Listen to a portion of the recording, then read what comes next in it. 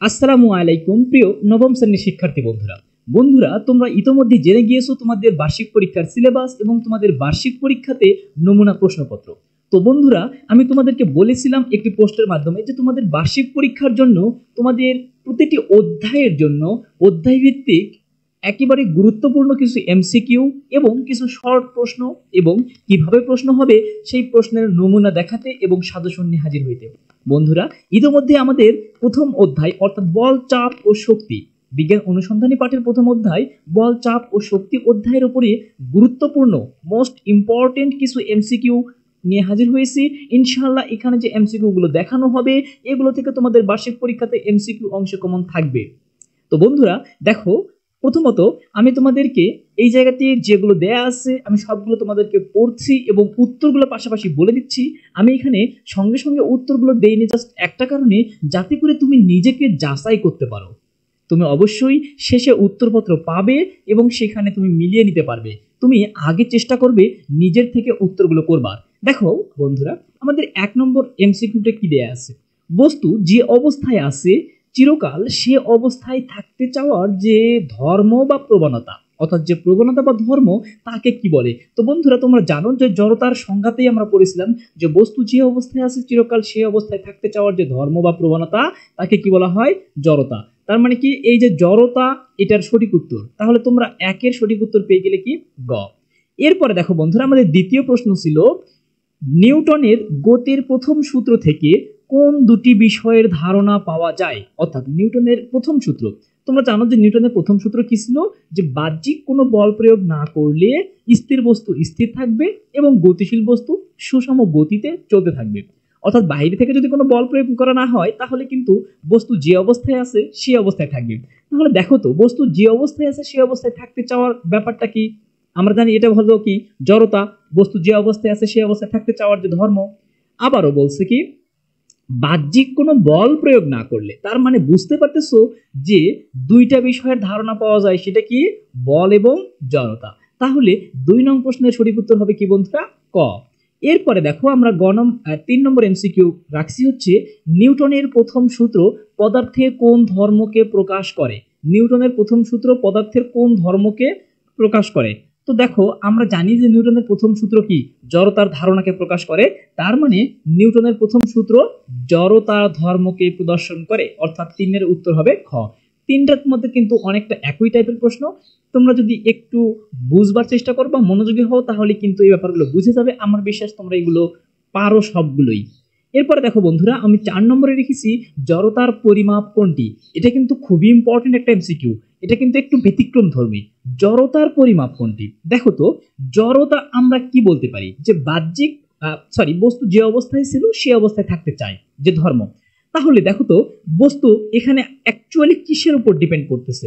তোমরা জানো যে কোনো একটা বস্তুর যত ভর বেশি হয় তার কিন্তু জড়তা তত বেশি হয়। অর্থাৎ যে বস্তুর ভর যত বেশি হয় সেই বস্তুর জড়তা কিন্তু তত বেশি হয়। তাহলে আমরা কিন্তু বলতে পারি যে জড়তার পরিমাপ হচ্ছে কি? ভর। তার মানে ভরের উপর ডিপেন্ড করে হচ্ছে জড়তা। ভর যত বেশি হবে জড়তা তত বেশি হবে। এরপর দেখো বন্ধুরা, 5 নং প্রশ্নের উত্তরে আমি রেখেছি কি?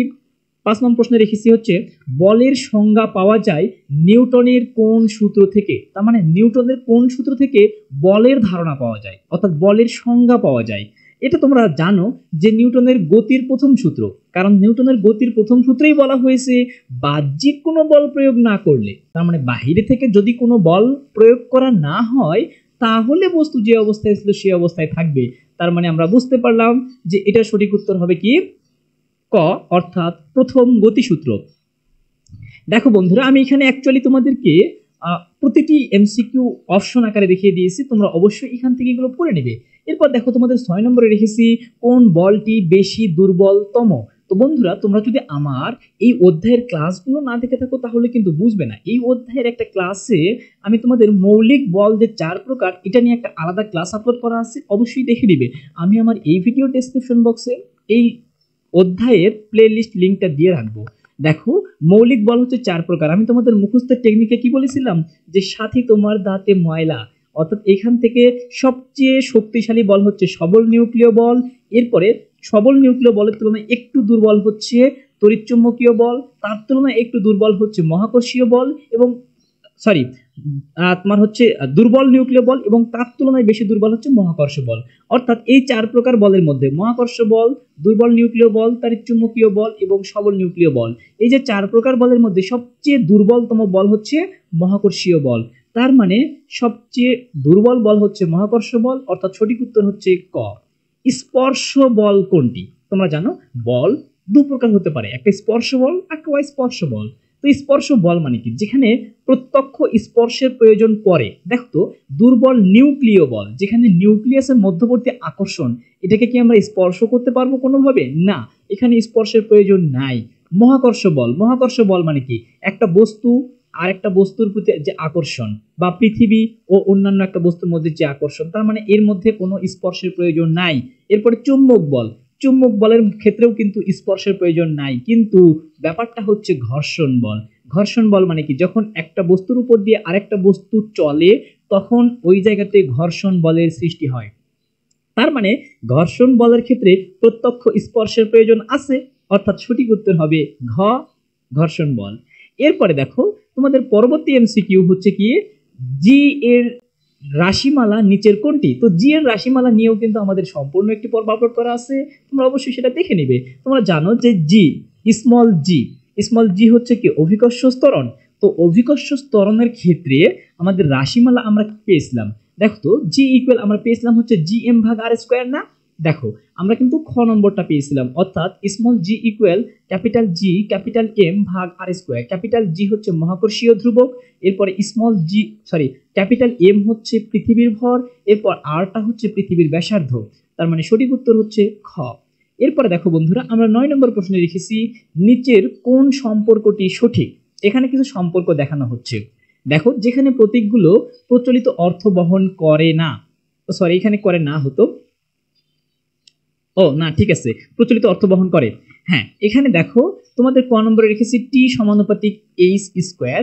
এটা অ্যাকচুয়ালি প্রফেশনাল চিহ্ন ছিল, মানে আমি দিতে চেয়েছিলাম কিন্তু আমি দিতে না পেরে আমি সমানুপাতিক বাংলায় লিখে দিয়েছি। তার মানে T is proportional H square রেখেছি। এরপরে V equal U G plus UT রেখেছি। এরপর গ নম্বরে রেখেছি জি ইকুয়াল মানে capital G equal small G capital R square ভাগ এম রেখেছি। এরপর ঘ নম্বরে রেখেছি হচ্ছে A equal V plus U divided T. অর্থাৎ এই যে সমীকরণগুলোর মধ্যে কোনটা সঠিক? দেখো তো, এ ত্বরণের যে সমীকরণটা, এটা কিন্তু আমরা জানি যে ত্বরণ A equal V minus U divided T, তার মানে এখানে মাইনাস দিলে এটা কিন্তু সঠিক ছিল। তাহলে যেহেতু এখানে মাইনাস দেয়নি, তার মানে এটা ভুল। এরপরে দেখো V equal G plus UT, এটা কিন্তু আমরা জানি যে এর V equal G plus UT কোনো সমীকরণ নাই। আমরা সমীকরণ কি জানি? যে ভি ইকুয়াল ইউ প্লাস এটি, অর্থাৎ ইউটা আগে হতো আলাদা করে, তার সঙ্গে এটি অথবা জিটি, কিন্তু জিটাকে আলাদা করে দিতে, তার মানে এটাও ঠিক নয়, এটাও ভুল। তারপরে টির সাথে সমানুপাতিক সম্পর্ক দিয়েছে কি? এইচ স্কোয়ার, না, এটাও কিন্তু ভুল। টির সাথে সমানুপাতিক সম্পর্ক হলো টি, অর্থাৎ ভি ইজ প্রপোর্শনাল টি। এখানে একটা সমীকরণ ছিল যে তোমার হচ্ছে গ্যালিলিওর দ্বিতীয় সূত্র, ভি ইজ প্রপোর্শনাল টি, তার মানে টির সাথে সম্পর্ক হলো ভির। তার মানে ক নম্বরটা ভুল, খ নম্বরটা ভুল, ঘ নম্বরটা ভুল, তাহলে সঠিক উত্তর কি হবে? গ নম্বর। এবার দেখো, তোমাদের 10 নম্বর প্রশ্ন আমি রেখেছি নিউটনের গতির প্রথম সূত্র কোনটি? নিউটনের গতির প্রথম সূত্র। তাহলে নিউটনের গতির প্রথম সূত্রে আমরা কি পেয়েছি? যে বাহ্যিক কোনো বল প্রয়োগ না করলে, অর্থাৎ 10-এর সঠিক উত্তর কি হবে বন্ধুরা? ইউ ইকুয়াল ভি, অর্থাৎ আদি বেগ এবং শেষ বেগের মান কি পরস্পর সমান হবে। এরপরে দেখো বন্ধুরা, তোমাদের 11 নম্বর এমসিকিউ। 11 নম্বর এমসিকিউ কি বলা হচ্ছে? যে যা বস্তুর অবস্থার পরিবর্তন করতে বাধ্য করে তাই হচ্ছে কি? বল। যা বস্তুর অবস্থানের পরিবর্তন করতে বাধ্য করে। তোমরা জানো আমরা বলের সংজ্ঞাতে বলেছিলাম, যদি আমার অধ্যায়ের ক্লাসগুলো না করে থাকো অবশ্যই কিন্তু করে নিবে। আমি বলেছিলাম যে বাহ্যিক কোনো বল প্রয়োগ, আমরা বলের সংজ্ঞা দিব যে বল হচ্ছে কি? যা কোনো স্থির বস্তুর উপর প্রয়োগ করলে তাকে গতিশীল করে বা করতে চায়, এবং গতিশীল বস্তুর উপর প্রয়োগ করলে গতির পরিবর্তন করে বা করতে চায়। তার মানে কি? বুঝতে পারতেছো যে অবস্থার পরিবর্তনের ব্যাপারটা জড়িয়ে আছে কার সঙ্গে? বলের সঙ্গে। তার মানে সঠিক উত্তর বল। এরপরে দেখো বন্ধুরা, তোমাদের 12 নম্বর এমসিকিউ রাখা হয়েছে তড়িৎচুম্বক বল মাধ্যাকর্ষণ বলের কত গুণ? এটা কিন্তু হুবহু তোমাদের বইয়ে দেওয়া আছে, অর্থাৎ তোমাদের একেবারে মুখস্থ টার্ম, এটা তোমরা জানো 10⁻36 গুণ। এরপরে দেখো 13 নম্বর এমসিকিউ বলা হচ্ছে কি? 5 কেজি ভরের স্থির বস্তুকে 3 সেকেন্ড সময় ধরে 3 মিটার/সেকেন্ড স্কয়ার ত্বরণ দিলে চূড়ান্ত ভরবেগ কত হবে? ভরবেগকে আমাদের প্রকাশ করতে হবে কি দ্বারা? আমরা জানি যে ভরবেগকে প্রকাশ করা হয় পি দ্বারা। পি ইকুয়াল আমরা কি জানি? mv। তার মানে mv করতে গেলে দেখো তো m এর মান দেওয়া আছে 5, কিন্তু v এর মান কিন্তু সরাসরি দেওয়া নাই। আবার আমরা জানি যে v ইকুয়াল কি u প্লাস এটি।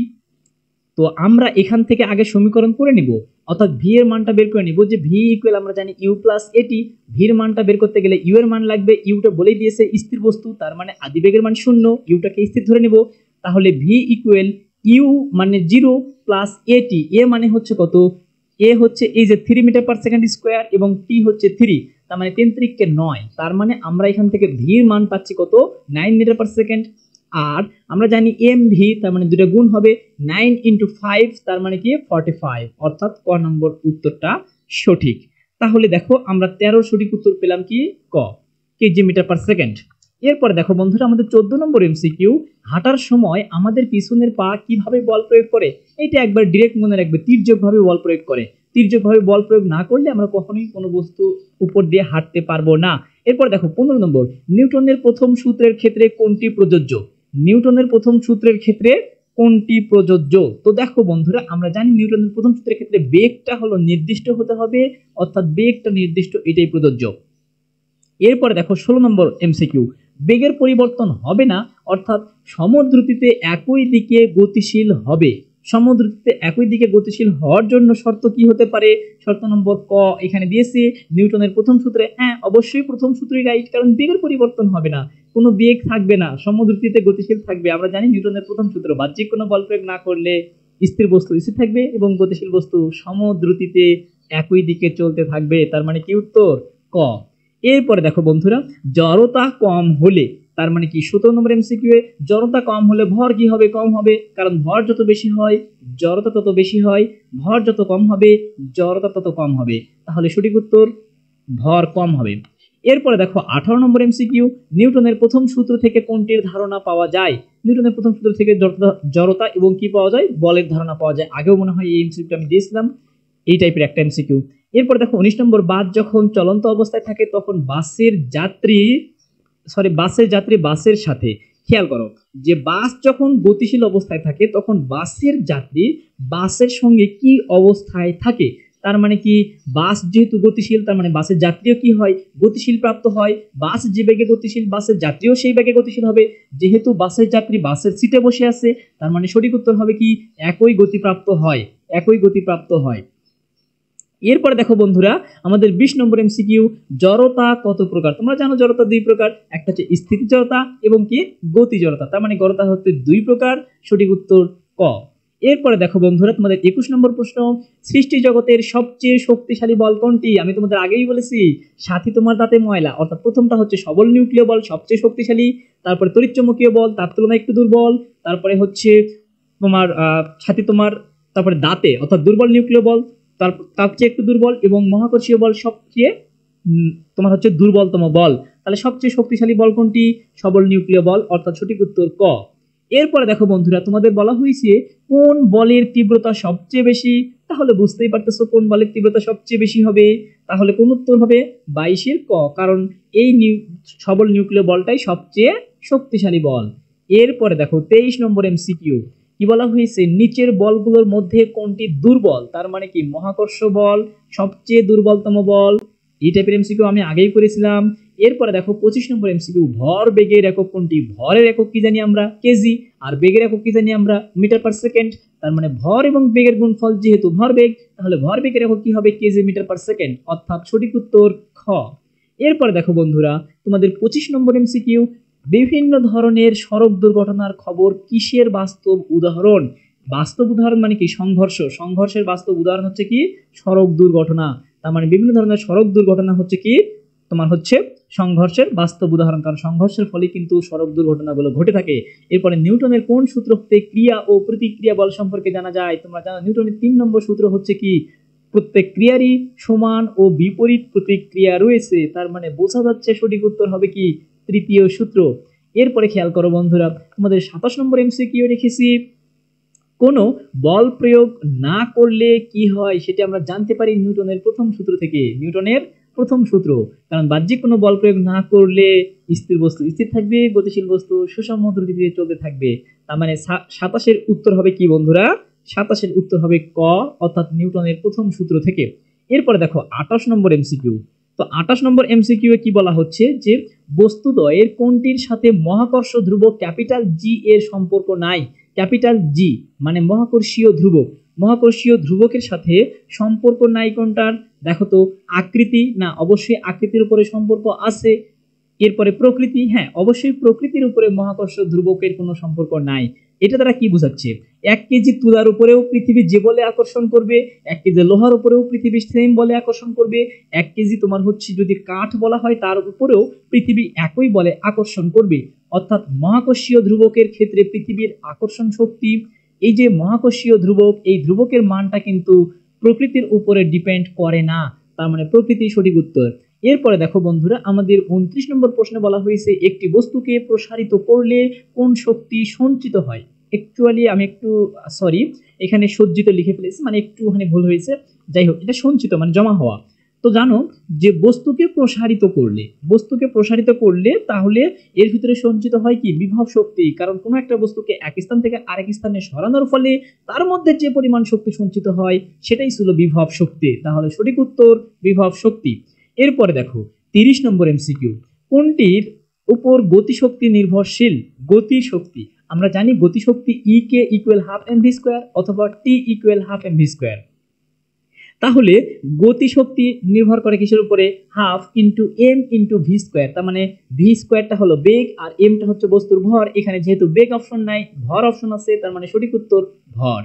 এরপরে দেখো বিভব শক্তি সমান কোনটি? বিভব শক্তি আমরা কি জানি? ইপি। ইপি ইকুয়াল কি? M G H. M G মানে কি বন্ধুরা? বস্তুর ওজন না? এম জি মানে কি? বস্তুর ওজন। কারণ M G, W equal M G, এটা আমরা সমীকরণ জানি।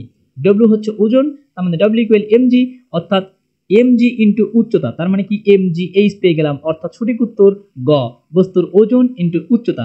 এরপরে দেখো 32 নম্বর প্রশ্ন। সব শক্তি কিরূপ? সব শক্তি এক, সকল শক্তির উৎস এক।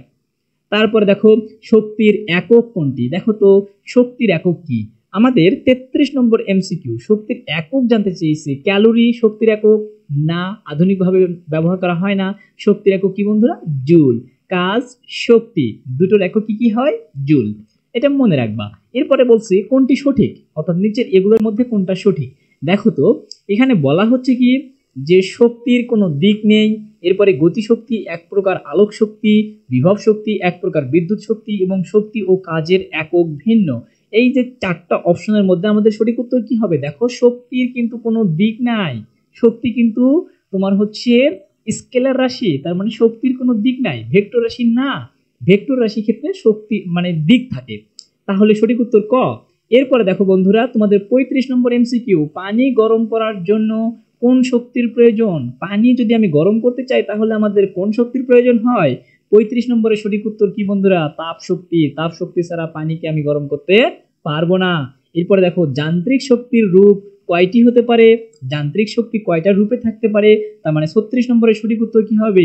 দুইটা। যান্ত্রিক শক্তির সঠিক উত্তর হবে কি? দুইটা। যান্ত্রিক শক্তি দুইটা রূপে থাকতে পারে। যান্ত্রিক শক্তি দুইটা রূপে থাকতে পারে মানে কি? একটা গতিশক্তি রূপে, একটা বিভব শক্তি রূপে, এই দুইটা রূপ। এরপরে দেখো গতিশক্তির ক্ষেত্রে কোনটি সত্য? গতিশক্তি ইকে ইকুয়াল কি? Half M V square. তাহলে দেখো তো আমাদের সঠিক উত্তর কি হবে? ঘ নম্বর। তাহলে সঠিক উত্তর সরি, গতিশক্তি ইকুয়াল টু, সরি এটা না। আমরা যেহেতু গতিশক্তির সমীকরণ জানি হচ্ছে হাফ এম ভি স্কোয়ার, যেহেতু এখানে হাফ নাই, টু আছে, তার মানে এটা না। আমাদের দেখতে হবে তাহলে গতিশক্তি ইকুয়াল কৃতকাজ। এটা তোমাদের বইয়ে হুবহু দেয়া আছে এবং আমরা সমীকরণটা প্রতিপাদনও করেছিলাম। তোমাদের বইয়ে দেখবা অথবা আমার এই অধ্যায়ের ক্লাসগুলো করবা, তাহলে বুঝে যাবা। তাহলে গতিশক্তি ইকুয়াল কৃতকাজ, এটাই হচ্ছে সঠিক উত্তর খ। এরপরে দেখো 38। গতিশক্তি যদি 1715 জুল এবং বেগ হচ্ছে 7 মিটার পার সেকেন্ড হয় তাহলে ভর কত? তাহলে ভরের মানটা আমরা বের করতে বলছে। আমরা জানি গতিশক্তি EK equal half M V square.